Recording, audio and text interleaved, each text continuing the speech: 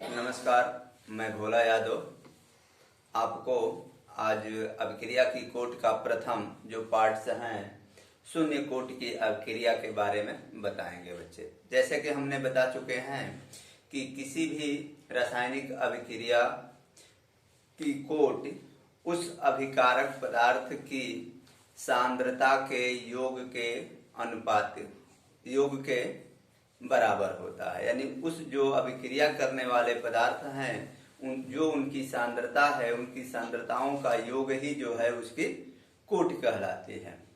हम इसमें प्रथम पढ़ेंगे शून्य कोट की अभिक्रिया। शून्य कोट की अभिक्रिया का मतलब हुआ कि उसकी सांद्रता शून्य हो, ठीक ना। तो जब किसी भी रासायनिक पदार्थ की अभिक्रिया शून्य होगी तो वह ऐसी अभिक्रियाएं विकट की अभिक्रियाएं जो हैं सामान्य परिस्थितियों में ये क्रियाएं नहीं होती हैं या कुछ विशेष अवस्था में ही अभिक्रियाएं होती हैं। यानी धरातल पर अगर देखा जाए दैनिक जीवन में तो ऐसी अभिक्रियाओं का प्रयोग जो है बहुत कम है। एक उदाहरण आपको इसमें मिलेगा कि अमोनिया जो है NH3 1130 केल्विन ताप पर, हमने बताया ना कि विशेष परिस्थितियां, वह विशेष परिस्थितियां हो सकती हैं या तो हाई लेवल का टेम्परेचर हो जाए या हाई लेवल का उसका प्रेशर हो या उच्च कोट के उत्प्रेरक एंजाइम्स की उपस्थिति में ही वे अभिक्रियाएं होती हैं जो शून्य कोट की होती हैं।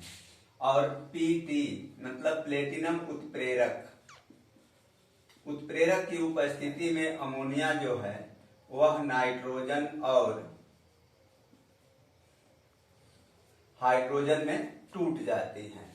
ये अभिक्रिया शून्य कोट की होती हैं। दूसरा एग्जाम्पल आपका होता है जैसे हाइड्रोजन आयोडाइड, यह भी विशेष परिस्थितियों में ही टूटता है और हाइड्रोजन और आयोडाइड में टूट जाते हैं, विघटित हो जाते हैं। यहाँ भी उत्प्रेरक और टेम्परेचर ताप पर ही ये अभिक्रियाएं होती हैं। अगर हम अभिकारकों को यानी क्रिया करने वाले पदार्थों को अगर हम R से प्रोडक्ट करें और उत्पाद को P से, ठीक ना, तो अभिक्रिया का वेग जो होगा dR/dt समय ये इक्वल के स्थिरांक है, ठीक ना। और शून्य कोट की अभिक्रिया का मतलब मान लिया जाता है उसकी एक इकाई यूनिट 1। जैसे कहने का मतलब कि जो ही समय शुरू हुआ तो तुरंत तो अभिक्रिया होगी नहीं।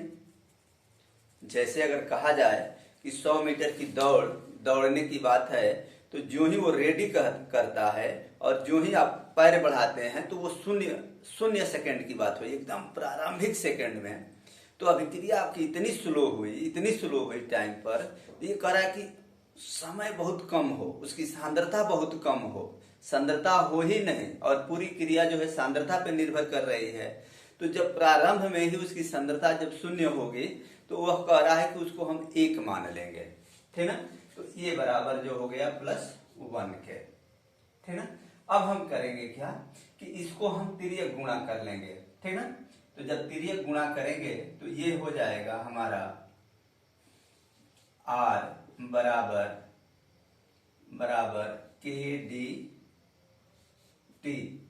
ठीक ना, D ऐसे और ये +1 के। अगर हम इसको D से D को कटा देते हैं तो बचा क्या बचे R बराबर KT+1। अब +1 क्या है? शून्य कोट की अभिक्रिया है जिसको हम फिर R बराबर KT+R0 मतलब उसकी सांद्रता क्या हो रही है? शून्य हो रही है। यह मान लेंगे 1 या 0, ठीक है ना। तो ये जब हम मान लेते हैं तो ये अभिक्रिया इस तरह से चलती है। अगर हम इसको और हम इस स्थिरांक का मान ज्ञात करें तो जब हम k को ज्ञात करेंगे स्थिरांक k बराबर, तो ये हो जाएगा अभिक्रिया 0 माइनस अभिकर्मक बटा टी, ये समय। देखिए ये दो फार्मूला आपको मिल गया। इस फार्मूले पर भी मैथमेटिक रूप से हम हल करके बता सकते हैं कि अभिक्रिया शून्य कोट की है या नहीं है।